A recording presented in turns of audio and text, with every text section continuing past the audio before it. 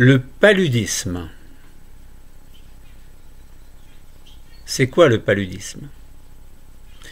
C'est une maladie parasitaire qui est transmise par un insecte.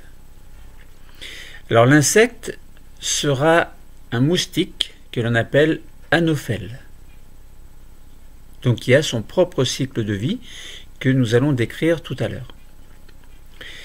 Et le parasite, c'est Plasmodium falciparum. C'est un eucaryote unicellulaire qui a lui-même son propre cycle de vie et deux hôtes, le moustique et l'être humain. Le paludisme, c'est une maladie très importante, sérieuse, grave, que l'on peut plus ou moins traiter si elle est déclarée par la personne qui est infectée, si elle en est consciente du moins. Le paludisme, c'est la première maladie parasitaire au monde qui est responsable de plus de 400 000 morts par an et principalement, malheureusement, des enfants de 5 ans. Donc de moins de 5 ans. Alors surtout dans les pays pauvres où soigner les gens n'est pas toujours évident. 40% de la population mondiale est exposée dans des zones géographiques particulières. Alors nous allons essayer de comprendre quel est ce mal, quel est ce fléau, ce paludisme, où trois mots importants sont à retenir. Donc paludisme, c'est la maladie. L'insecte vecteur, c'est l'anophèle, c'est un moustique. Et l'être humain, également. Donc, alors, nous allons traiter le sujet selon 4 aspects. Le paludisme, nous allons voir que c'est un agent pathogène. Ensuite, nous verrons le cycle de reproduction du plasmodium et puis le cycle de reproduction de l'insecte anophèle. Et ensuite, nous allons voir qu'il y a des populations qui sont particulièrement exposées au risque que pose ce paludisme. Et puis, nous allons voir des moyens de lutte qui sont plus ou moins variés. Alors, commençons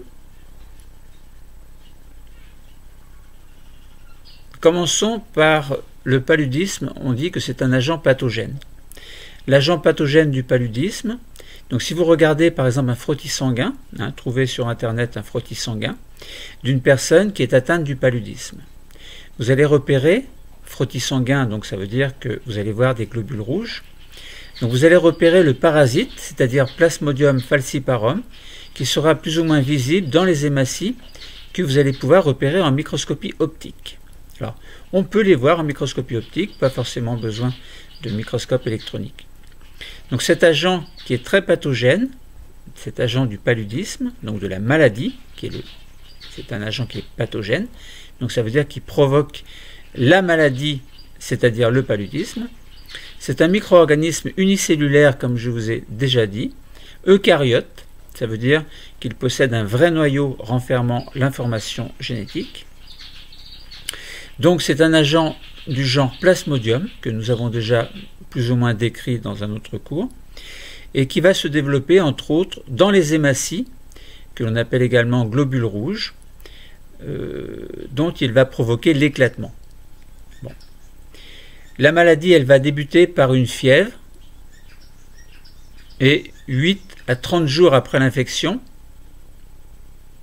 voilà, on peut avoir une phase d'accalmie, et il peut y avoir également des maux de tête, des douleurs musculaires. Alors,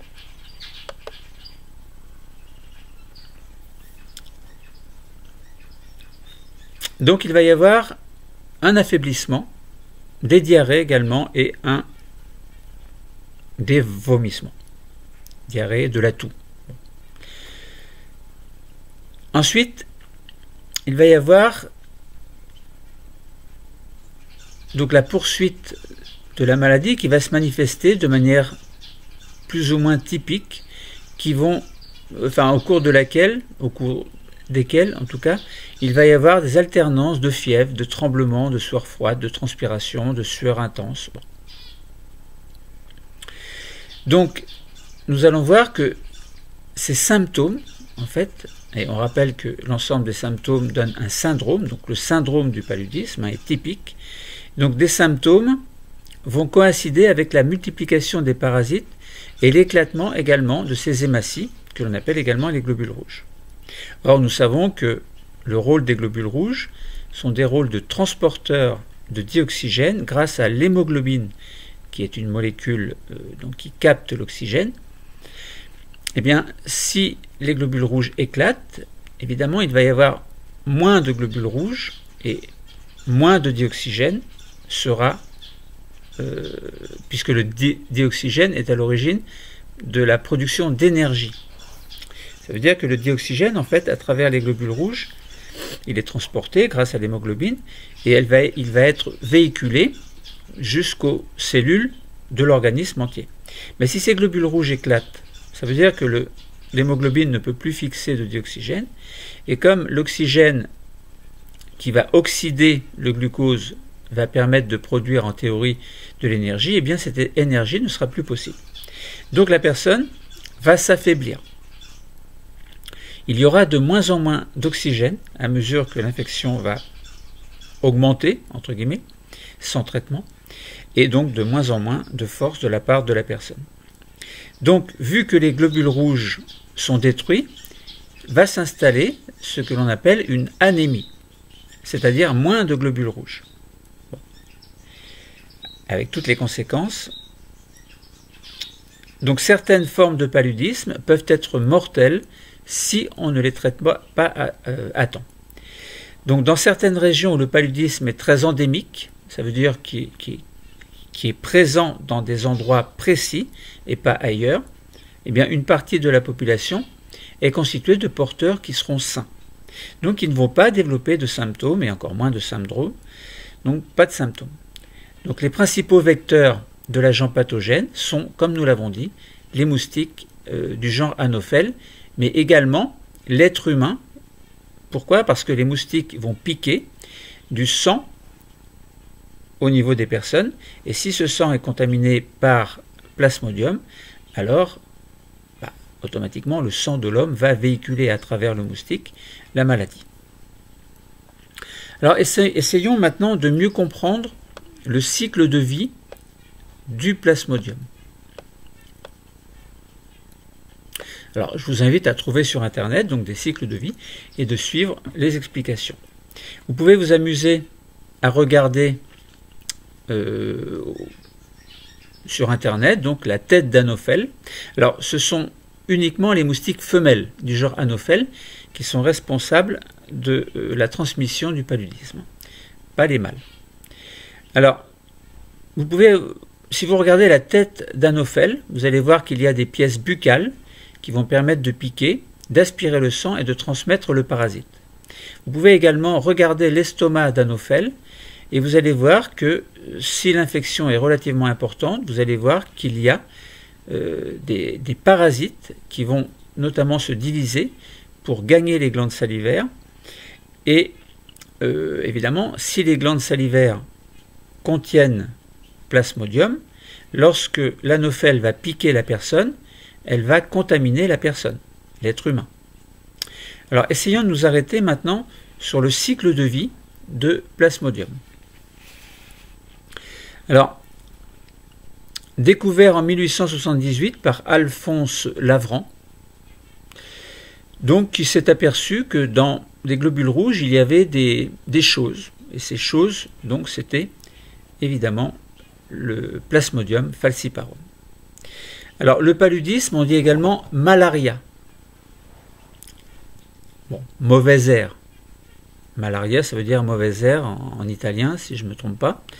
Et ça veut dire que dans les marais, autrefois, il y avait un mauvais air, entre guillemets, ou des moustiques.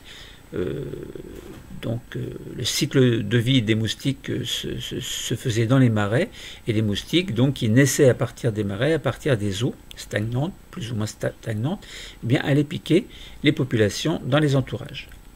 Donc nous allons voir deux cycles de vie. Le cycle de vie de Plasmodium falciparum d'une part, à ne pas confondre avec le cycle de vie de l'anophèle.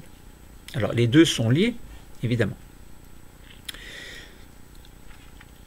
Donc nous avons dit que Plasmodium falciparum, c'est l'agent du paludisme et c'est un eucaryote unicellulaire. Donc une seule cellule. Eucaryote, ça veut dire que le matériel génétique est contenu dans un noyau. Alors, ce plasmodium ne vit que dans le moustique et l'être humain. Voilà. Il ne peut pas vivre ailleurs.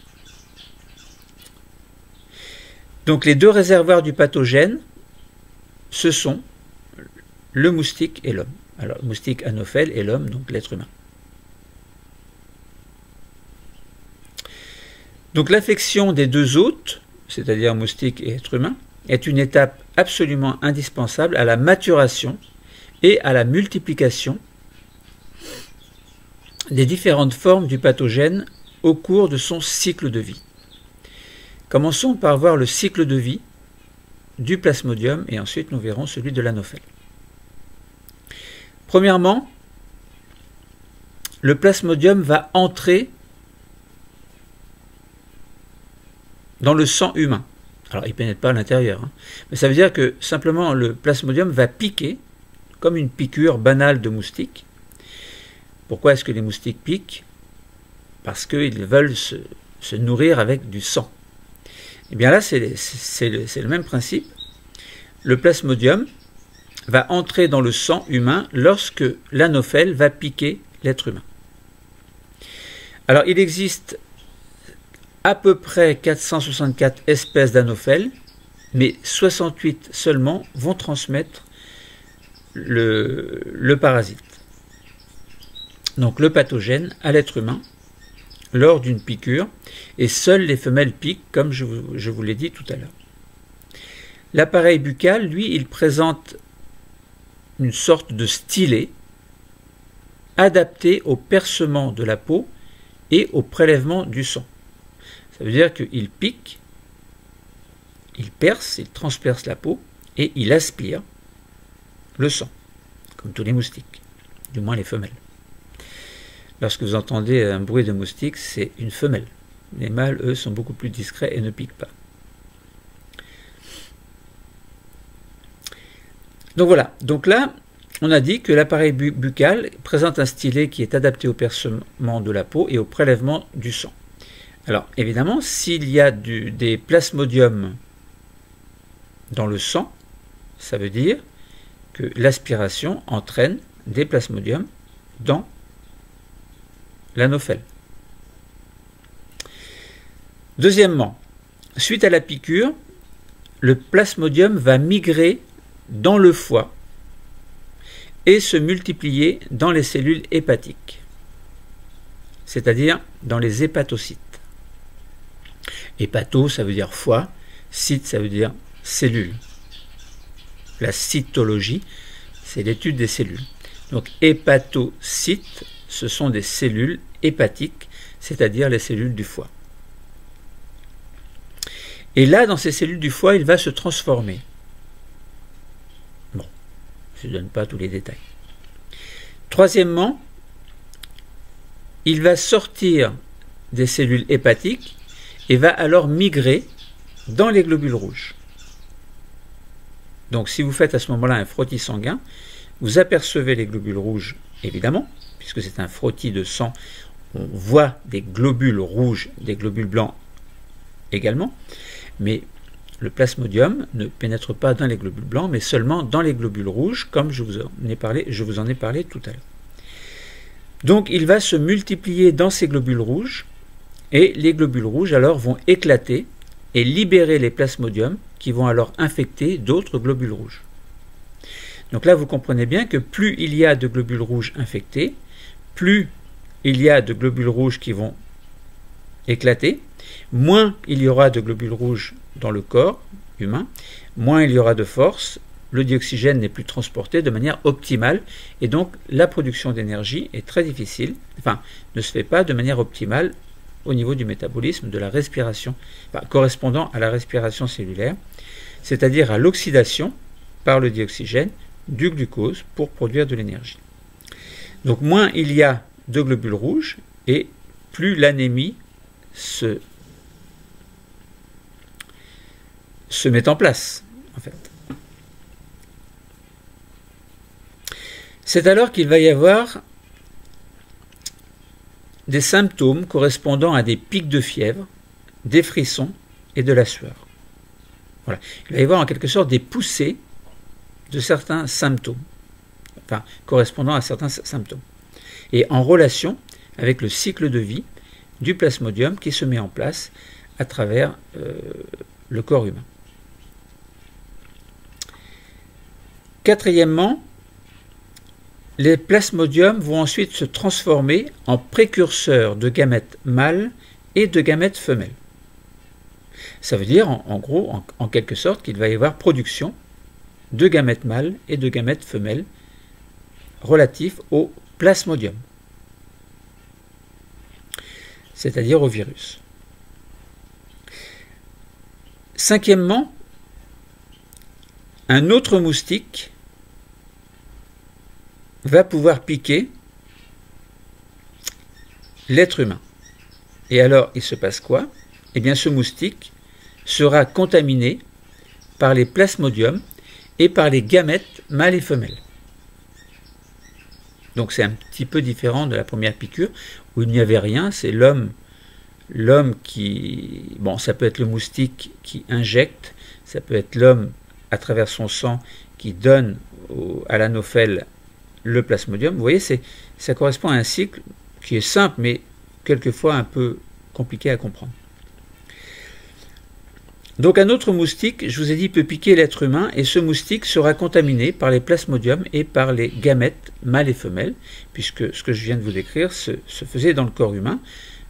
Cellules hépatiques d'abord infestées, puis globules rouges infestés, puis transformation du plasmodium en cellules, en fait, qui vont correspondre à des gamètes mâles et femelles. Donc, je vous ai dit, un autre moustique va piquer et donc prélever éventuellement ces gamètes. Ça dépend à quel moment du stade on est situé au niveau de l'être humain. Donc, les gamètes mâles et femelles vont se féconder dans le système digestif du moustique. Et ça, c'était le sixièmement. Donc, vous avez compris qu'un premier moustique pique, injecte plasmodium. Plasmodium fait son cycle de vie. À un moment donné, dans les cellules, dans les globules rouges, il va y avoir formation de gamètes relatifs au plasmodium.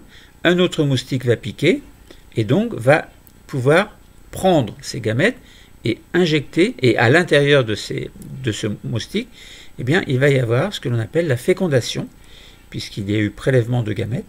Donc la fécondation va donner évidemment des cellules œufs qui elles-mêmes vont redonner des plasmodiums. Alors, ce moustique eh bien, va alors contaminer un autre être humain et le cycle va recommencer, c'est-à-dire qu'on repart à 1, 2, 3, 4, 5, 6 et 7. Le septièmement, c'était le moustique va alors contaminer un autre être humain et le cycle va recommencer. Donc tout à l'heure, je vous ai dit, il ne faut pas confondre le cycle de Plasmodium falciparum avec celui de l'anophèle. L'anophèle, c'est un moustique qui a besoin d'eau pour pondre des œufs. Alors à l'étape 1, l'anophèle va piquer, le moustique va se nourrir, et si la femelle a été fécondée auparavant, eh bien, elle possède des œufs. Elle va les déposer à la surface de l'eau. Tout à l'heure, on a parlé des marais, malaria, le mal de l'air aux alentours des marais. Eh bien, ça vient de là. Enfin, le nom malaria ou paludisme vient de là. Alors, qui a donné ce nom de paludisme ou malaria? Peut-être Alphonse Lavran, c'est possible, à vérifier. Bon. Donc, on a dit l'anophèle, donc le moustique, attention, a des œufs qu'il va déposer à la surface de l'eau. Des larves vont évidemment en sortir et subir et subir 4 mues. Puis ensuite la nymphe va se métamorphoser en adulte qui va émerger de l'eau, s'envoler et va aller donc éventuellement à la rencontre d'un mâle. Il va y avoir une fécondation et puis la femelle va alors piquer un être humain et le cycle va recommencer. Voilà. Donc vous faites le lien entre le cycle de vie de Plasmodium falciparum et le cycle de vie de l'anophèle, et vous voyez que les deux sont bien, alors je ne dis pas synchronisés, mais c'est presque ça. Il y a une belle adaptation en tout cas du moustique à l'environnement, là où il y a des eaux stagnantes dans certains pays, certaines régions endémiques. Alors justement, nous allons aborder la troisième partie, c'est-à-dire des populations. Certaines populations sont particulièrement exposées au paludisme. On dit endémique, on dit qu'il y a des zones endémiques. Alors si on regarde bien sur une carte, je vous invite à trouver une carte de la répartition mondiale des zones touchées par le paludisme, vous allez voir qu'il y a donc des zones, beaucoup en Afrique, certaines autres zones sont très touchées également. Donc les derniers pays ayant vaincu la maladie sont les Émirats arabes unis, le Maroc, le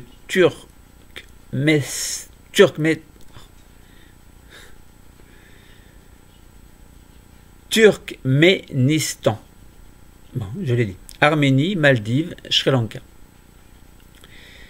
Donc il y a des pays où il n'y a pas de paludisme.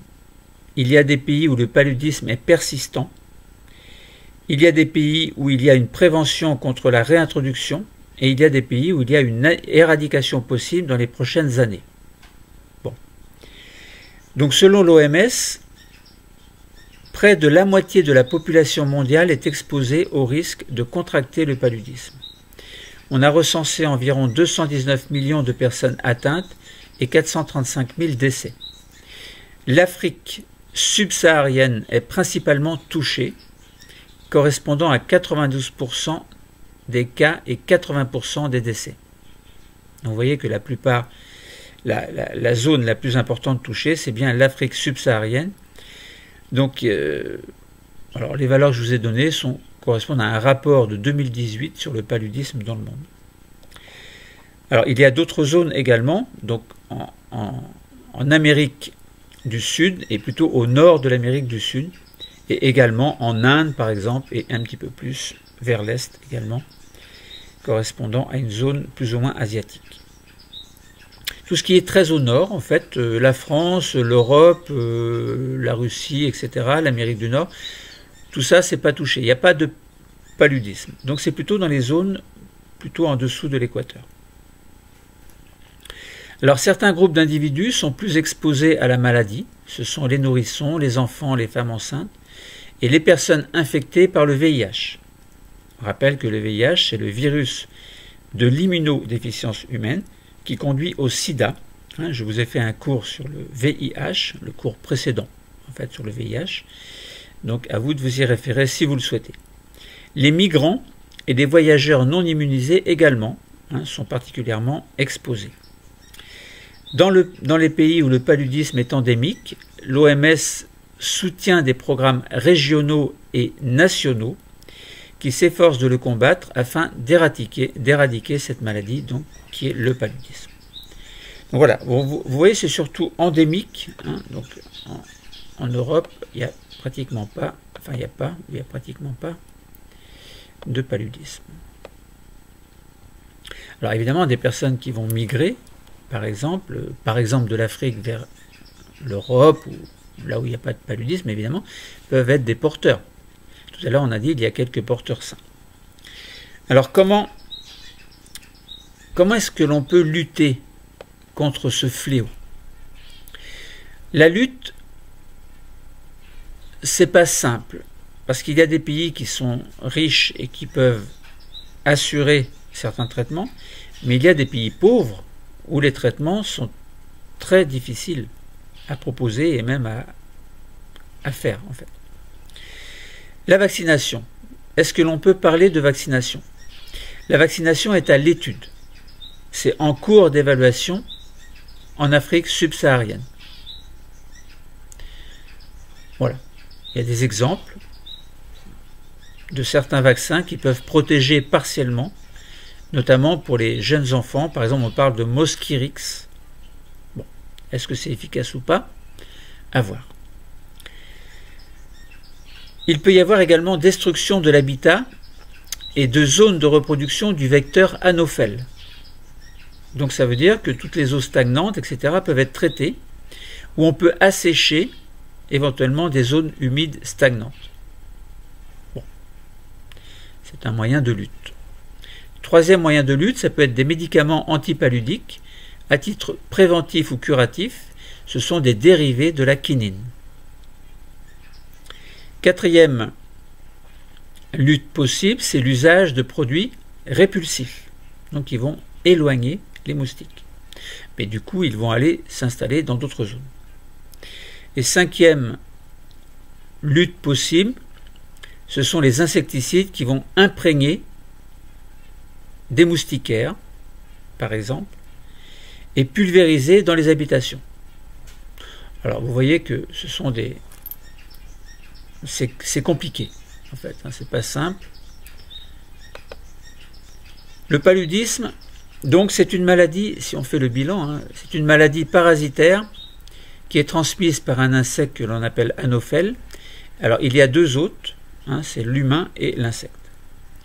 La propagation du pathogène se fait par changement d'hôte.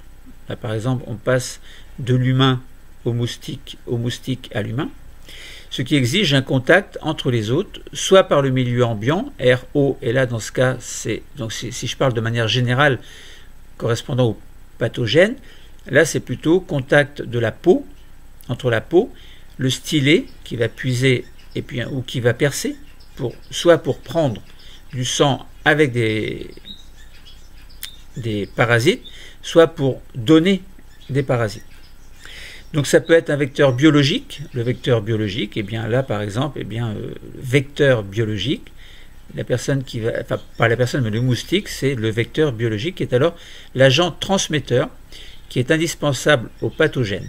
Donc il assure la maturation et ou la multiplication du pathogène, comme on l'a vu tout à l'heure.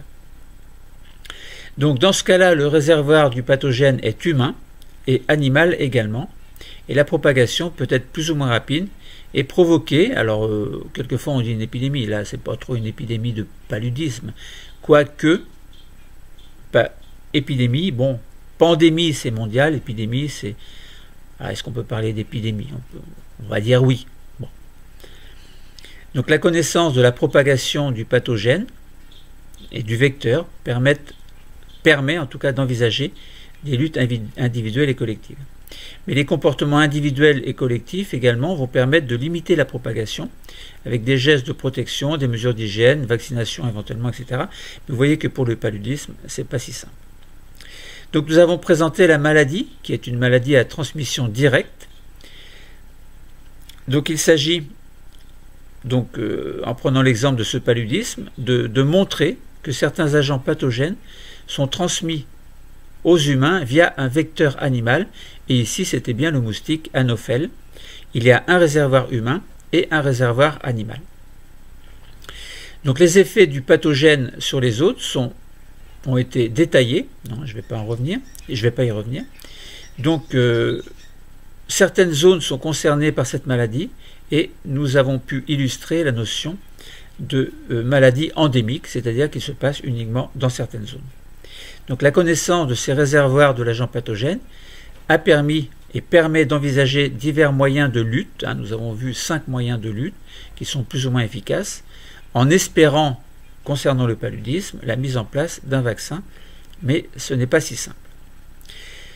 Donc je répète que l'agent responsable du paludisme, c'est un être vivant unicellulaire, qui est eucaryote, que l'on appelle Plasmodium falciparum, et qui va accomplir un cycle de reproduction, en partie chez le moustique, anophèle femelle, et en partie chez l'homme.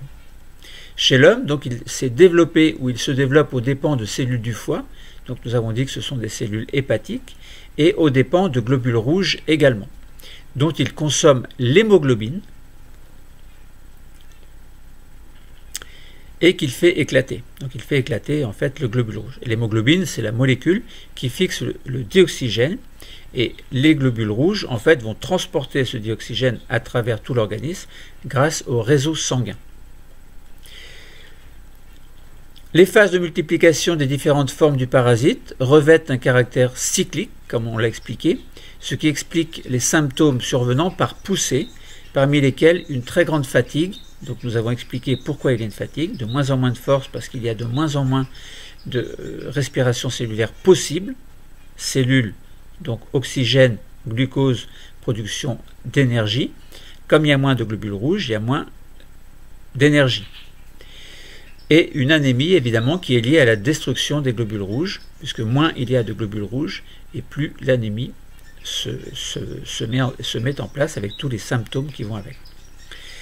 La transmission de l'homme au moustique se fait à l'occasion d'un repas, entre guillemets, de sang, qui est nécessaire à la reproduction du moustique, et du fait de la migration du parasite de l'estomac du moustique à ses glandes salivaires.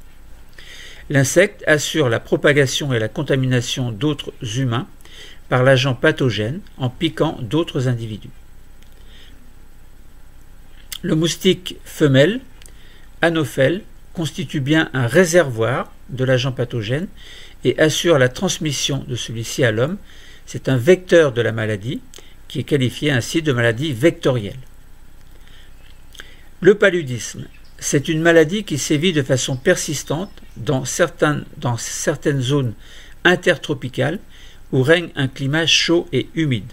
L'humidité est indispensable pour le cycle de vie de l'anophèle, évidemment. Donc nous avions parlé des marais, malaria ou paludisme. Donc il y a des zones du globe qui sont propices au développement des moustiques, dont le cycle de développement est en partie aquatique, puisque les larves ne se développent que dans l'eau.